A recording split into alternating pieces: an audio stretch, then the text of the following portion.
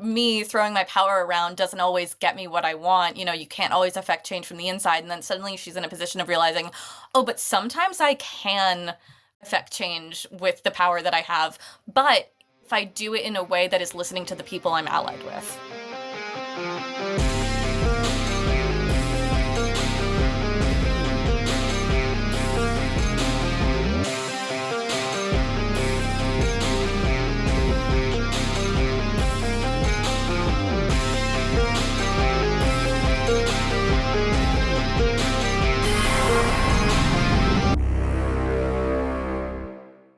Welcome to the Skiffy and Fanny Show. Senatus Populus Sargassa. I'm sorry, did you just do a spell on me? No, I just did Latin, you fool. For the Senate and people of Sargassa, to be precise. I'm Sean. I'm Paul. And today we are joined by the talented writer Sophie Burnham. Welcome, Sophie. Hi, really happy to be here. So Sophie is the author of the Ex Romana series, beginning with Sargassa, by the way. Although for me it looks backwards. The Sidewise award-winning Sargassa show. I was getting to that, Paul. Good Lord. Yes, so it is a Sidewise award-winning, and also was, I believe, shortlisted for the Locust. And then there is a new book, which I don't have a physical to show, but is on the video, which is Blood Tide. There we go, which is red and not blue. So then we got blue, red, and I assume it's going to be a different color from that last one. Or I couldn't tell you yet. Yes, next 600 books in the series, maybe? No, that's a little bit much. Or is it? I don't know. It's up to you. Anyway, Blood Tide comes out October 14th, which might mean it's already out by the time this is available to you, but just barely. So that's out from DAW. But anyway, so yeah, it's very cool, and we're excited to talk about it. We definitely are. Oh, and there's an audiobook. Just FYI. I think the audiobook for the second book is a few weeks. I think it's towards the end of October, by the way. But the audiobook for Sargassa is already out, and it's very good. So before we get into our top discussion with Sophie, not Thomas, a reminder to our listeners to please share your questions and comments with us at skiffyandfandy.com/listener suggestions, or to contact us on social media. If you aren't already, you can join us on Twitch for Sean's Alphabet streams every Friday at 7 p.m. Central to be part of our live stream shows. This is a recorded one, but most of our shows are live streamed 7 p.m. Central on Twitch. You can also, please be sure to review and spread the word about our show. Help support us through our Patreon and be part of our Culture Cinema polls, live watches, and other special Patreon-only events on Discord. All right, Sophie. So the big first question, tell us about the Ex Romana series. I guess how much you want to talk about Blood Tide is, I suppose, specifically up to you. But tell us about this milieu, this universe you've created. Yeah, I'll give you the spoiler-free version, shall I? Essentially, the Ex Romana series takes place in an alternate universe than our own, but it takes place in the current modern day, in what we would call North America, but in the alternate universe is called Roma Sargassa. It's called that because the divergence point of this alternate universe is that the Roman Empire never collapsed, and instead continued on and morphed and took over about 2/3 of the world, including what we would call North America, what they would call Roma Sargassa. So within that context, we open with the assassination of the imperial historian. This is not really a spoiler because it happens on page 1. I mean, so sorry for spoiling page 1. But this essentially sends 5 very, very different people's lives into a tailspin. His 2 children, who are of 2 different castes in this very stratified society, a fugitive who's already on the run from the law, a spy for a independence movement, and the deputy chief of police who is very eager to prove himself. And that's the book. So let's start with the big one, right? This is an alternate history, which you've already made clear, which might also explain why it got a Sideways award, because if I'm correct, that is specifically for alternate history works. Yes, and it is. I know Paul's going to ask you questions about this, and so I'm going to ask the first one, and then Paul is going to ask you all the more specific ones that I don't understand because he's originally a Roman. Which is, what was the process like for thinking through this much divergence? Because there's many centuries of divergence we can kind of play with here, and trying to extrapolate out what a Roman society, basically thousands of years in its respective future would look like, or I guess 1,000 years or so. Yeah, no, that's a great point. You've kind of you've hit the nail right on the head about why I call myself a fake classicist. Because I did have to do quite a lot of research into the Roman Empire to understand the roots, but it's absolutely impossible to, extrapolate every single divergent point that would happen from I basically decided, just for my own sanity, I needed to figure out where that divergence point was, and I decided that Marcus Aurelius, rather than passing on the emperorship to his son, actually did the thing that was kind of the done thing at the time, which is adopt one of your generals who's really good, who would be a really good emperor, and say, okay, you're my son now and you're the emperor. So, but from that moment, it's, yeah, like you said, it's thousands of years. It's impossible to figure out every tiny little divergence point. So I had to become really, really well-versed, in, what the culture was at that point. But then think a bit about how, all right, there's two things I had to do here.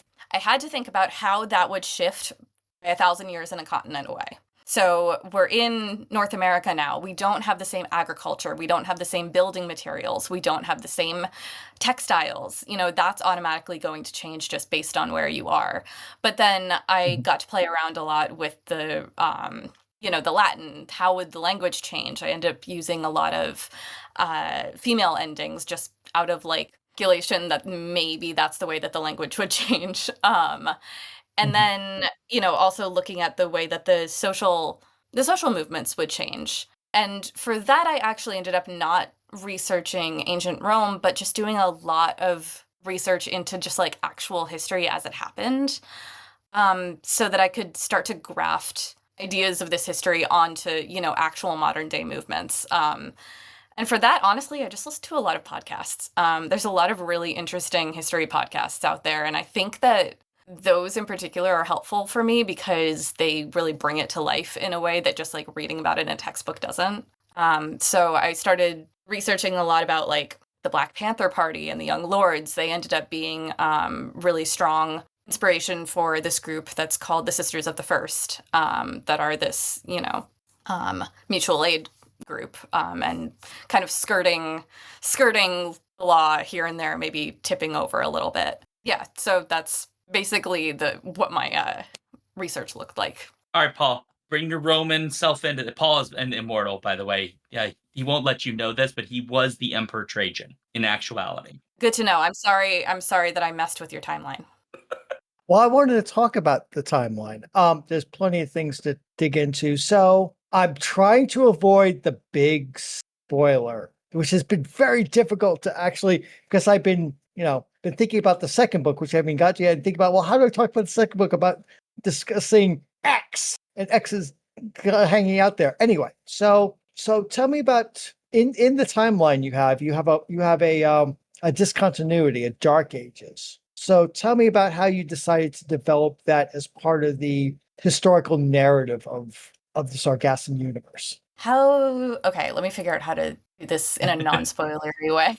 Yeah, I know. I kind of challenged you here. Yeah, no, it's a great question. I'm just trying to figure out the best way to answer it. So essentially, for those who haven't read it, in the timeline, we have, Roman history as we know it and then as we don't know it. And then a unspecified number of years ago, more than 800, but unspecified because no one really knows how long this Dark Age lasted, Rome lost contact with its client empires. So that includes Roma Sargassa and what we would call South America and Asia, and North Africa. Most of the African, just for context, most of the African continent and the Pacific Islands are not and have never been under Roman rule. But there was a breakdown in, law and order within Rome, and then communication, and everything went dark. And no one really knows how long that period lasted.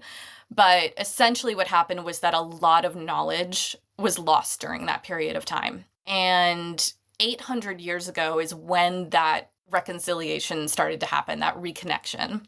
And what I think the function that serves the most in the story is creating this really, really strong cultural value for knowledge.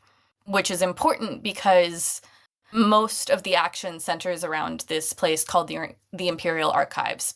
And I think that in my imagination, I was definitely very inspired by the Library of Alexandria and just even the myth, the idea of like all the knowledge that we could have had that was lost in the burning of the Library of Alexandria and all those things we won't ever know. So essentially, because of this dark age, this Imperial Archive was established in Luxana, which is the capital of Roma Sargassa, and an imperial historian was appointed to oversee that and basically be the curator of all of the empire's knowledge. And when I say empires, I mean empires plural.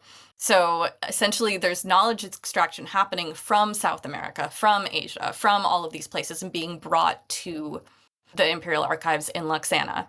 And that is the the what's his name? That's the guy who's assassinated at the beginning.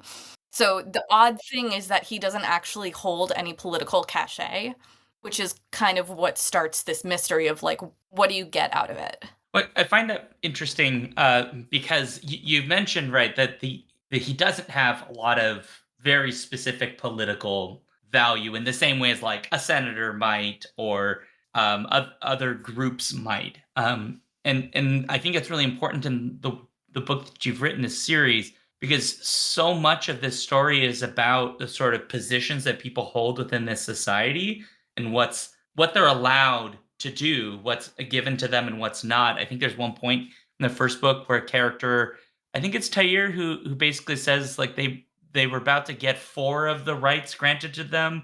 I think before they had 4 and there were like 40 or something other rights granted once they become a citizen. Yeah. And so there's this heavily stratified society.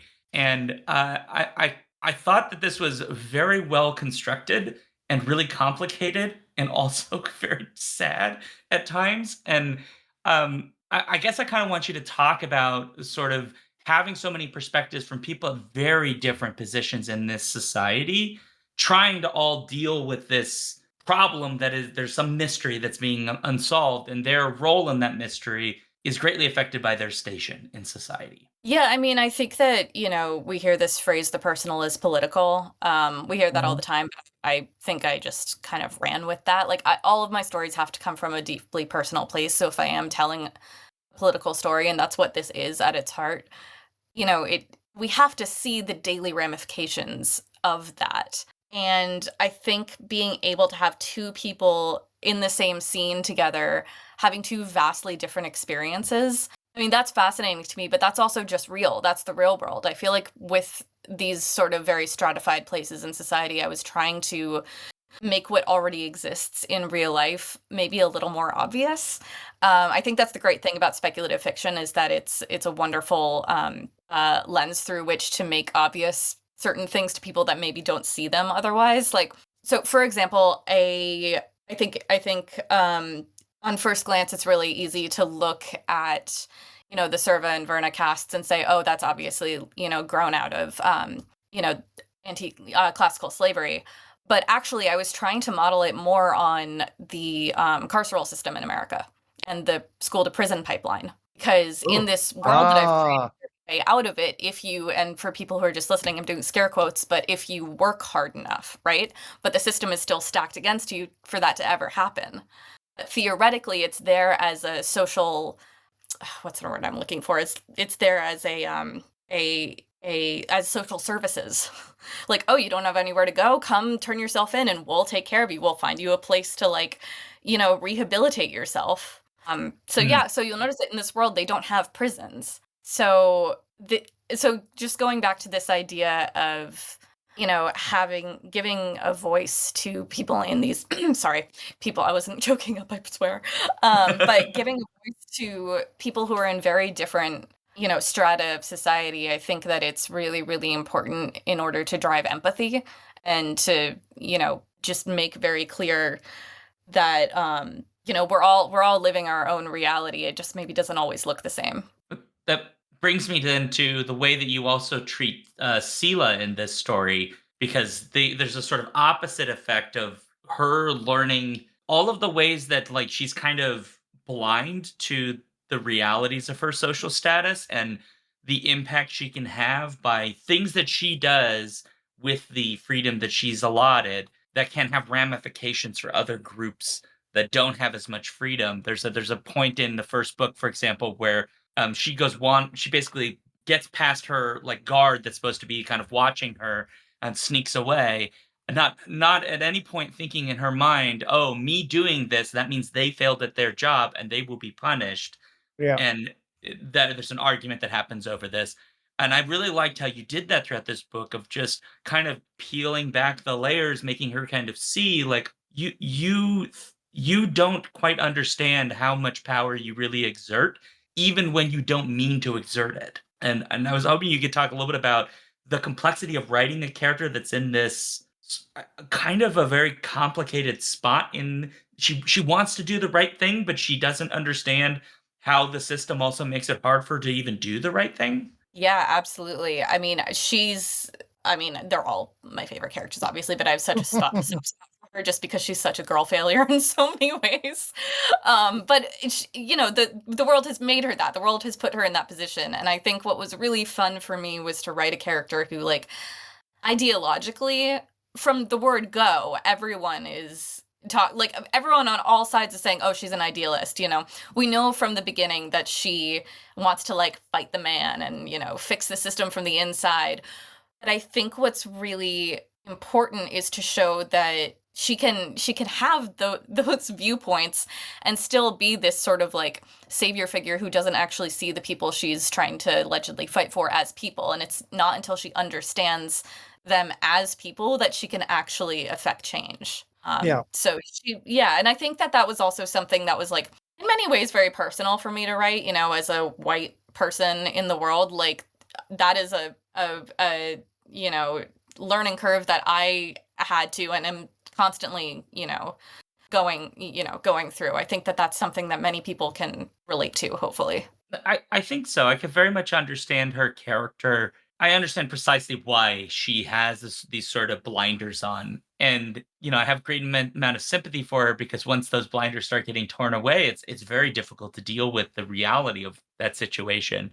So I think you did a really, in my opinion, I thought this was one of the most subtly presented parts of the book was her character and the arc of her character as she sort of sees her position in the world and understands all of the politics that kind of go into it, even if she doesn't want it there. Yeah. She also, I think, presents what for me was the biggest, not the biggest, but one of the most important questions that I was grappling with in this book, which is, can you affect change from inside of a system? Or That's can what I you was not? going to wonder. Yeah. Especially, I know I'm going to bleed into book 2 here, Sean. Like we see much more of the resistance against Roman rule. We get to see various characters react to the disaster that strikes and how she has to try to use her power to try to protect as many people as she can, and how people above her don't want her to do that. There's that really nice tension there. Like, well, why are you letting these people into the archives when we have this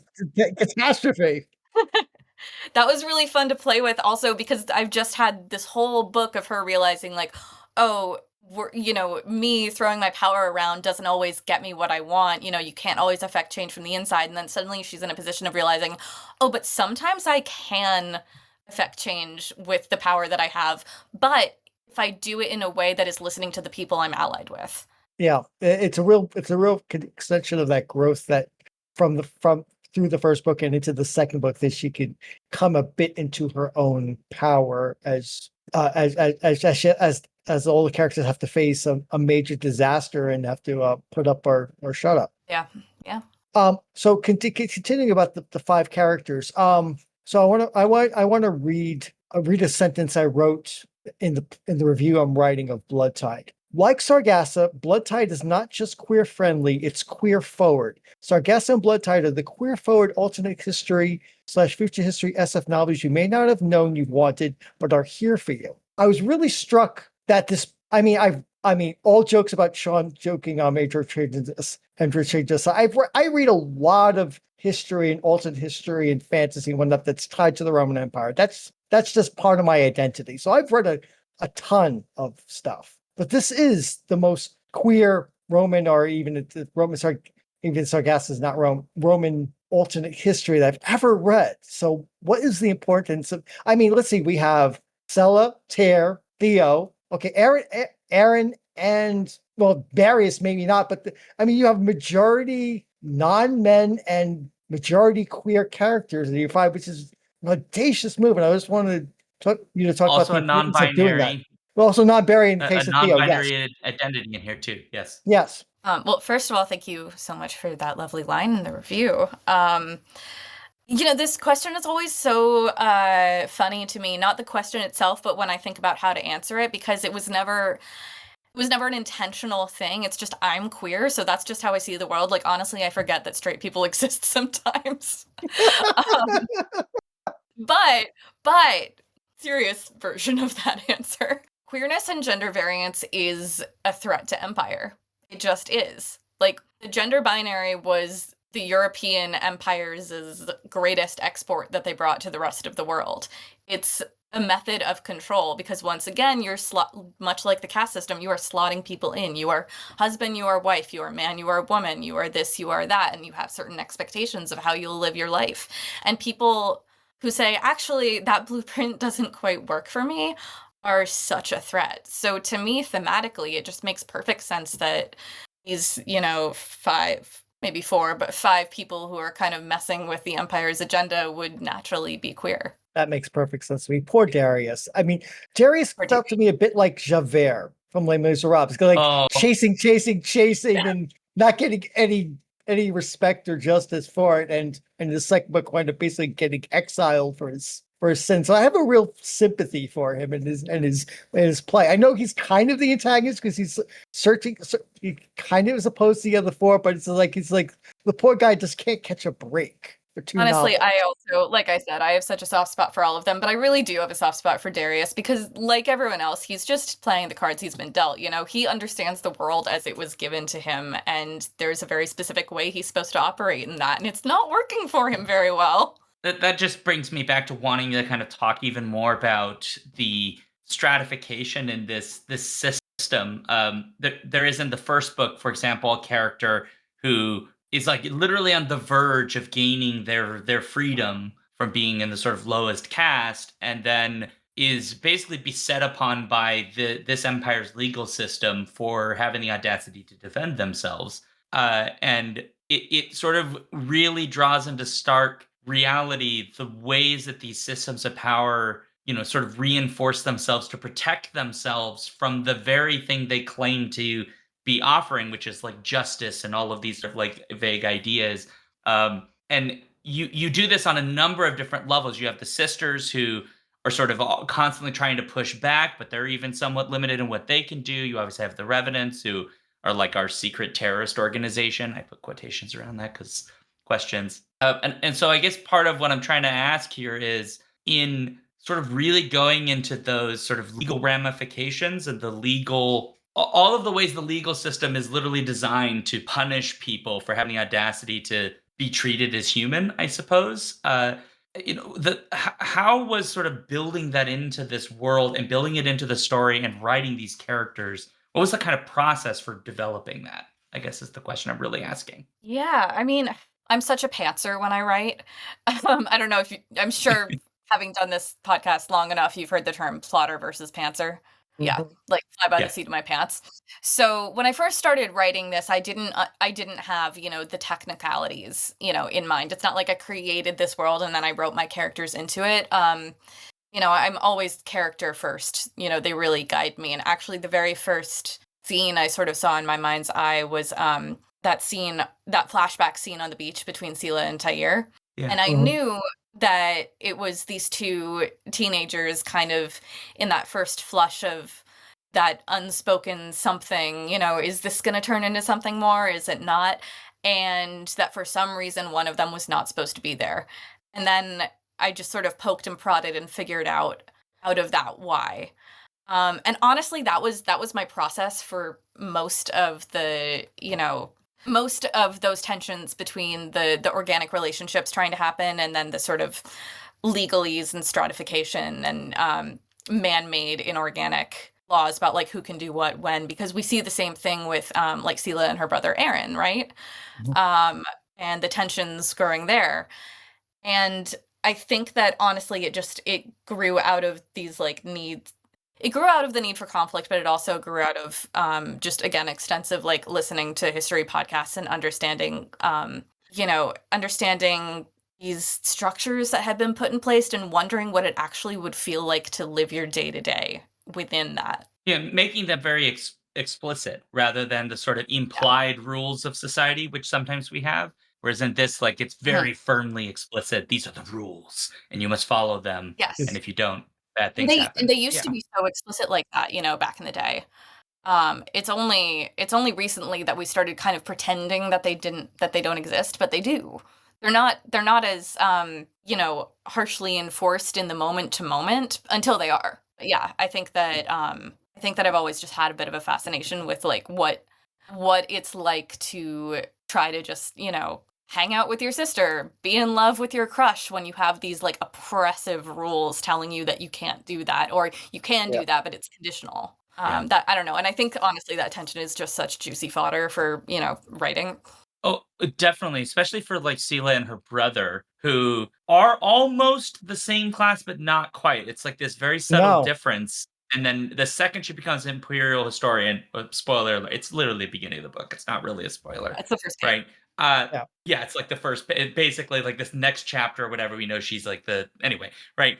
But like suddenly this gulf opens between them, and it's sort of like that relationship becomes is sort of being pulled and strained because there are things that she can now do and demand that he has to listen to because of his status. And so how can you have family, I suppose, in these conditions when someone Mhm. can exert power in a way that like most families you're not really supposed to with Yeah. adults. You're not meant to exert power over your Yeah. other family members. Yeah. Yeah, it's a very different sort of society. I mean, she's the paterfamilias once her Yeah. father passes away, and that is a so not only is she the imperial historian, she's the head of the family. Those are two points of power that she's been given that makes her very different than Aaron in that moment. Yeah. Yeah. And it's again this way that, the tools of empire kind of creep into your everyday because the way that this society understands the microcosm of the familia. And the familia is very importantly not just the family. It does encapsulate the family, but it's also all of the Survey and Vernay and Friedman that are, accountable to the paterfamilias. And it understands the familia as a microcosm of the empire. So they're kind of reenacting like empire made small within their own home. And that is definitely very much in the ancient Roman tradition. The strong family means strong empire. I mean, Mhm. so you just carried that forward into the modern day quite nicely and show it between Sela and Aaron very nicely. So I want to switch topics to geography. So this is Oh. also going to bleed into the second book. I wanted you to talk about designing Luxana as a polity and as a city literally on the edge of the water and your inspirations in designing the city, especially what you put it through in the second book. Yeah, I mean, I'll be honest, I'm from Rhode Island, born and raised. I grew up on the water, so to me, again, it's like I almost didn't even think about it initially. And part of why I didn't have to think about it is because it makes sense to have a capital city be a port city, right? So that just kind of naturally lent itself. But those that geography of what I imagine to probably be, I mean, it's definitely the Eastern Seaboard, but probably somewhere between New England, New York area. I very specifically haven't specified where it is. Yeah, I was trying to figure out from context. It's like, okay, is it Chesapeake Bay? Is it Long Island Sound? I can't tell. I can't give you an answer. um, but regardless, I grew up like knowing I know what those rocks look like. I know what they feel like. I know what it's like to, spend your childhood like picking along that shoreline. I know what, animals are around there. I know what the woods are like. So to me it just felt very natural to set it there. And yeah, from there it grew out. Honestly, I think it grew out of just like the grand tradition of me reading, fantasy novels that have these great port cities like King's Landing, right? I'm like, okay, so we've got, we've got this impoverished part of the city, and we've got the port part of the city, and we've got kind of understanding the layout. But what I think made the most sense to me was having we have the Arboretum, which is this incredibly wealthy, luxurious neighborhood, and it's all the way to the north, almost, at the border of the city, of this walled city. And you start to get greenery. You start to get trees. You start to not be able to see your neighbors' houses. And that, that's how it is in every wealthy suburb or wealthy, area of a city, isn't it? You start to actually be able to breathe a little bit more. Whereas then you go down to the Third Ward and the Carnival, which is, quite literally crumbling into the ocean. You've got people shoulder to shoulder onto these jetties that are built out into the bay. So that to me felt like the most important part to like feel very viscerally was just how much you couldn't breathe down there. Okay, so then by comparison, in Blood Tide, you expand the lens out. So tell me about you said you're a pantser, not a plotter. So tell me about extending the view we see of the Sargassan continent that we see in Blood Tide, and basically scattering these characters mostly to the wind. I mean, Tear and Sella stay mostly in Sargassa, but you send characters way out to the Wild West. So tell me about that. So I am a pantser, but I had built some of those cities or some of that geography into Sargassa. So when I got to Blood Tide, I was like, oh, this is so cool. I get to actually go to those places or talk about having been in those places. So we'd already talked about Fornia, which is roughly like Northern California, Arizona area, like the Badlands. And our characters spent quite a bit of time out in what is Arizona's Badlands, which was quite fun. Which honestly, that came about because I was on a road trip once and I broke down in Tisnes Pass and spent a while there. And just started to get really inspired because it's a very, very intense place. But it's beautiful. But yeah, then I needed to pick out a few more places that that hadn't necessarily been mentioned. And so in thinking about the way that this empire works, I'd already established it's predominantly large cities with agricultural villages surrounding it for, a couple dozen, maybe 100 miles in every direction. But for the most part, no one's there. And then you have the Imperial Road, which was really fun to play around with. The Imperial Road basically being the imperially sanctioned road that you go on. You still want to hire people to, protect you because you've got all sorts of danger. You definitely have the Inglets, who are the allegedly the native peoples of Sargassa. Allegedly. You have the very real, vaguely terrifying toxic gas that might creep up on you. It's lots of like stuff of nightmares that is very helpful in spreading rumors to get people to not stray off the road. But then what's fun, and again, I'm not going to give off spoilers, but just based on something we learn at the end of book 1, what was fun for me then in book 2 was deciding what of those rumors was real versus not. But yeah, then I had to pick out which of those great cities would exist, and geographically where it made sense. I got to have some fun naming them. I think that a few of them are really obvious what they are. A few of them are not so obvious, but they are based on real cities that exist. Yes. Yeah, I was trying to work it out. Again, fake classicist. I might be butchering the pronunciation of this, but as a Roman, you might be able to tell me what lapillum means. Lapillum? Paul's the Roman. He should know this. Yeah. He's looking it up because he's forgotten more than he remembers. I have forgotten one more. I have. Right. Oh, right. That's I mean, there's a couple things. It could be a tombstone. It's a jewel. It's also a pebble stone. It's a pebble, which is a little rock. I got it. To be so clear, I don't expect anyone to get that. That was just like a little piece of joy while I was writing. I forgot more than almost like a Roman pun in there. It is a Roman pun. It is absolutely a Roman pun.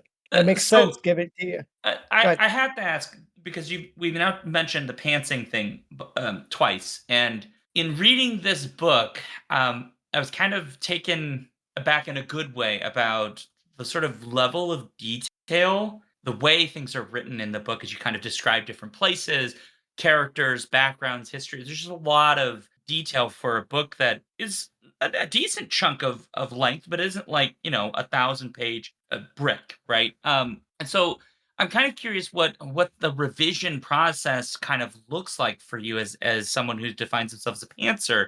When you kind of go back, does a lot of this stuff sort of come out through the process and you're actually like cutting things out, or is it more like you write a more bare bones sort of version of it and then you're kind of going back through and actually filling things in, or is there a different kind of how do you get there? That's kind of my question. Hmm. A great question. Well, the interesting thing with the first book with Sargassa is that it actually got its start as a 60-page TV pilot Oh, because working as a Whoa. screen time. Yeah. I wrote it as a spec script for my portfolio because you need to be able to, if you have a meeting with someone, you need to be able to say, "Hey, read this. I have genre awareness. I know how to write this genre."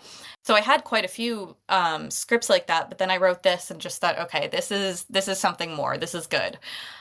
This book was different. A lot of often when I write books, it is the bare bones aspect, and then I pull it apart. With this, I had like 60 pages of deep detail, plus a script Bible. And I Oh my wow. actually had to god. figure out how to truncate things because I had so much detail that I couldn't get into a book. When you Oh, have when you have 60 pages, I don't know if you've ever seen like a screenplay written out, they're pretty bare bones, but that's basically like a 60-page outline of what ended up being the first 40 pages of the book. So there's a oh, wow. lot so there's a lot that I either had to lose entirely or I had to figure out how to make really, really, really tight. And so it Ooh. was interesting then. I mean, it's been interesting writing book 2 now because sometimes Yeah. I'll realize that thing that I had to lose because it didn't, it didn't have a place in book 1, I can use that now. So it's like I have this deep well of information that I'm constantly picking from, which is really cool, but also so not my usual process. So these books have been slightly different in that way. I Yeah. suppose super That's a useful though, fascinating. because you you do have a massive well that you can pull from, and you don't have to feel bad now about things that you had to delete from your manuscript Well, because from the you can bring it screenplay, back. yeah. Yeah. Yeah, absolutely. You know what's funny though is I recently found like my very initial draft of that script, which the script went through several revisions, and then by the time I decided to make it an actual novel, then it went through even more revisions because I was, fundamentally shifting the medium. But I was reading through the very first draft and I realized the Ivaroa stone didn't exist in that draft. Wow. Several characters didn't exist, but that was the big one. That didn't even exist. And I didn't remember that I'd done that. I not listing the Evero Stone is like I mean, I can't really call it the MacGuffin because it is important, but it's a really central piece of the plot. It kind of kicks the entire plot in motion. So that was fascinating to me, realizing like how much it had been revised from the very, very inception. That is fascinating. Okay. Yeah. So then an adjacent question to this that I kind of wanted to ask, and I don't know if you'll have an answer to this because as I'd mentioned, right, there's a lot of this rich detail, and so I was curious about the revision process and how you kind of get there, but also the way that you write, this detail I found incredibly engaging. Which sometimes I don't have that experience when you're giving me like let me describe these things and this kind of stuff. Sometimes I'm just kind of like, is that really important? And every time I felt, no, all these details are super important here. And my question is really about, I guess, like developing your writing style. You mentioned right before that you were doing screenplay work, which is very different narratively from a novel in terms of its structure. You wouldn't put massive amounts of description of stuff because at least in my knowledge of reading scripts, there typically isn't a lot of description. And so, were there specific influences either from things that you were writing and other like screenwriting that affected how you wrote this novel, or other areas or specific writers, or kind of what was the bubble universe that this book kind of came out of, I guess? Yeah, I mean, what's interesting is you're right that screenwriting is not a particularly like flowery medium. It is Mhm. very visual because you have to be envisioning, what's going to be on the screen. You have to be envisioning at least some sort of roadmap for the director. So for me, even though I couldn't get all of those visuals in a screenplay, it was a similar process of like thinking in terms of seeing it completely playing out in my mind that then ended Mhm. up on the page. And no matter what the project is, whether it's a book or a screenplay or, stage play, I always have like crazy Pinterest boards for everything. So I have a very solid sense of what the world looks like, which is very helpful. In terms of writers, though, I think this comes directly out of the Philip Pullman tradition, to be honest. I think that Oh, that is one of my biggest influences. Wow. And I didn't even see that until, my dad pointed it out. It's, that Philip like, his Dark Materials, Philip Pullman was one of my, like, biggest influences when I was a child. It was one of my favorite books growing up. Um, and yeah, so when my dad pointed that out, I went back and I read it and I was like, "Oh yeah, okay, I see exactly what's going on here." So I think that yeah, I think that that's probably one of my biggest, influences in terms of writers. I'm trying to think of other descriptive writers, and I don't even know if it's writers who write descriptively who influence Mhm. me, but writers who just completely pull me into their world. So, I think of like N.K. Jemisin as well. Mhm. People who just completely encapsulate, yeah. I should really have a better answer for this, honestly, but it's one of the first times I'm thinking about this in a while. I think your answer's perfectly fine. Yeah.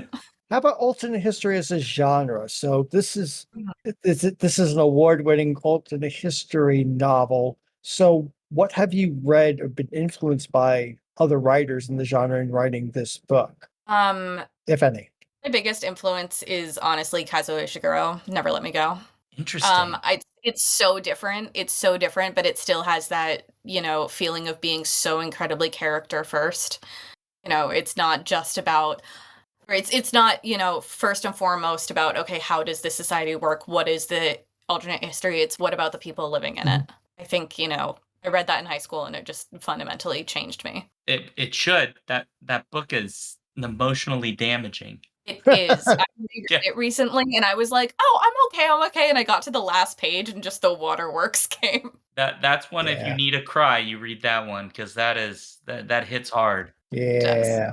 It's an interesting choice, because I think if you'd asked most people who are interested in alternate history, that book wouldn't come up. Not because it's a bad book or anything, but No, because Right, I it's just just don't think it's such an interesting choice, though. Ooh. yeah. There's gonna be some grad student that's gonna analyze the crap out of that one day, you know that. Can't wait. They can come talk to me if they want to. I'm sending out that invitation now. Great. Yeah, my interests in writing are so wide-ranging that I don't necessarily stick to one genre and let it influence the same genre, if that makes Mhm. sense. I feel like I'm constantly, reading such amazing writing that's just finding its way into my work no matter what the genre is.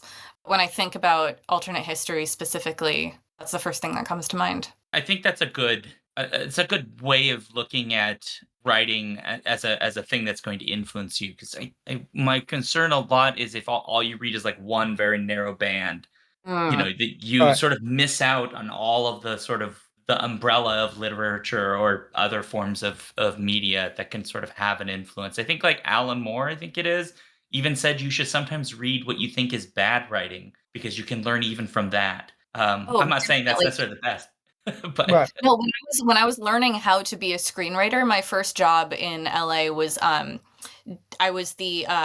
did script coverage for the slush pile. So basically I was oh, reading all the scripts that Oh, were being wow. sent. Yeah, and I essentially had to write book reports on them to tell, the higher ups if it was worth their time to read. Wow. So I essentially had to analyze a lot of honestly really bad scripts, but it taught me so much about what not to do. And I feel the same way about, reading novels. I'm not going to name names because that'll get me in trouble, but I feel like I have so much to learn from reading books I don't find particularly good. So I didn't catch what prompted you to go from taking this from a script to a novel. So when did you decide said like I want to make a novel out of this? I've written the So screenplay now I want to make this a novel and unpack it as you described. yeah, so I wrote the 60-page pilot and I knew I had something really special on my hands. Like I'd written a lot of pilots that I'd been like, okay, that's done. I'll whip it out if I get a meeting. This I just kind of kept coming back to and like tweaking and Mhm. then I started sending it out. I was working as a freelance screenwriter at the time. So I'd started to, create some connections in TV houses. So I sent it out to not the execs, but their assistants. Ah, Through the people I was friends with. And not even saying, hey, can you show this to your boss? But just, I don't really understand the TV landscape right now in terms of what's getting picked up. Can you just tell me if this has legs? Because I feel like this is really good. And their responses universally were creatively, this is fantastic and exactly what people are looking for. But you're never going to get something that's science fiction fantasy that's not based on pre-existing IP greenlit. You're just not. sigh. Which sucked to hear, but then the funniest thing happened. We had a worldwide pandemic and I had a lot of time on my hands. Well, So I started making my own IP. And then very quickly the point of that became not to have a TV show, but to get this published because I completely fell in love with it. Hmm. and So that it love was does a mercenary choice at first, and then it turned into a labor of love. Yeah, that Hmm. love I definitely feel you really have a real love of these characters and this world that you've created in the two novels so far. You can feel you really care about what you've built here with the language, with the characters, with the world building, with the history, with the redacted, Mhm. The great redacted. the great Yes, the great redacted. redacted. Thank you so much. You're so kind. Okay, so we got to wind down Okay. because we're getting close to that hour mark, and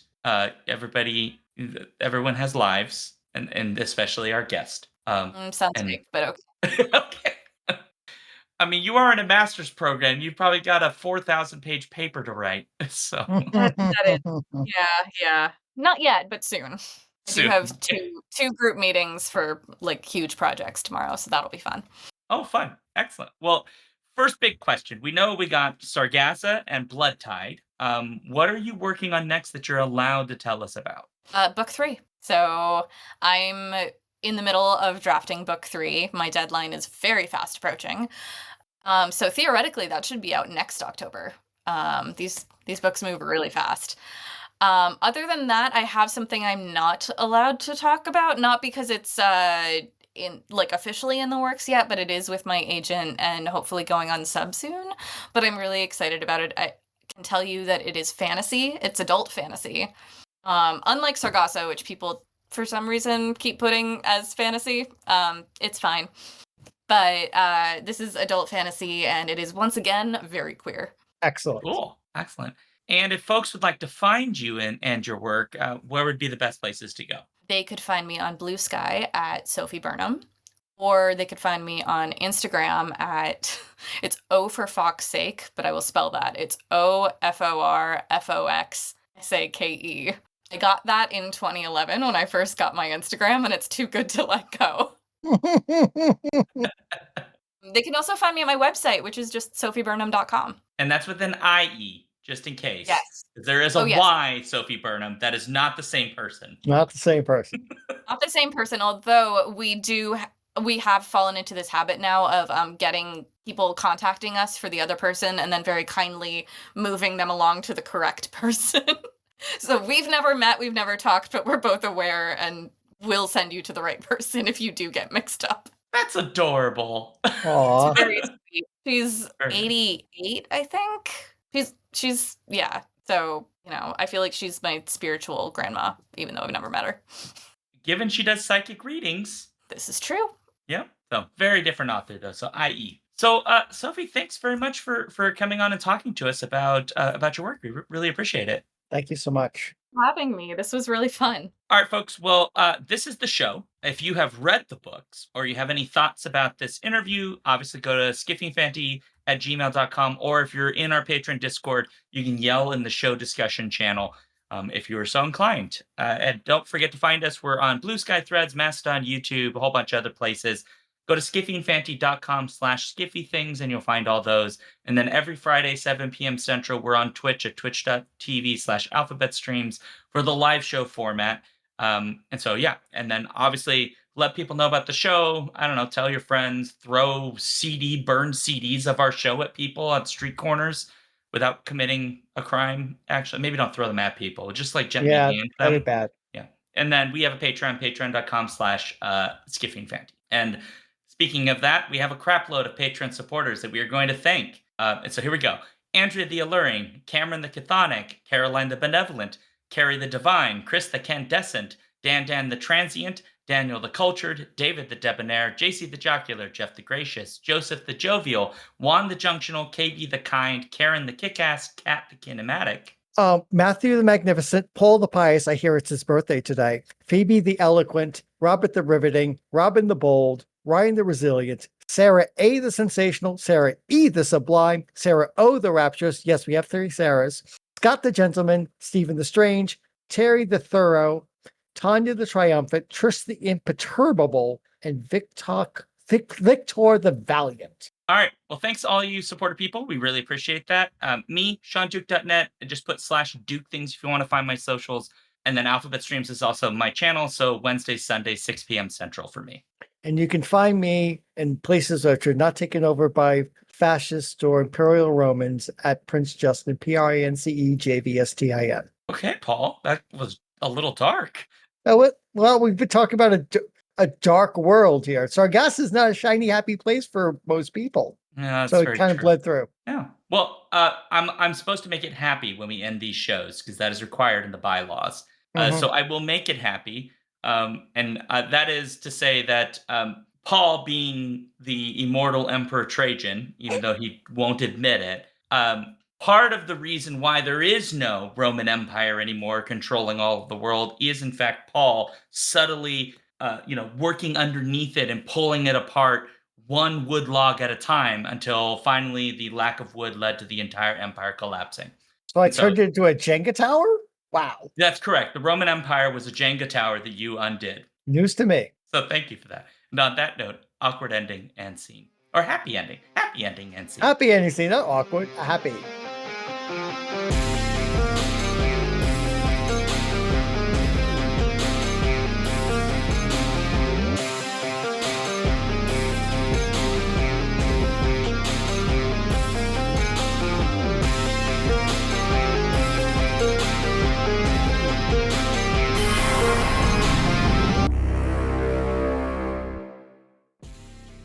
If you want to support this show, you can go to patreon.com/skiffyandfanty or skiffyandfanty.com, our website, where you can get access to all of our fancy things.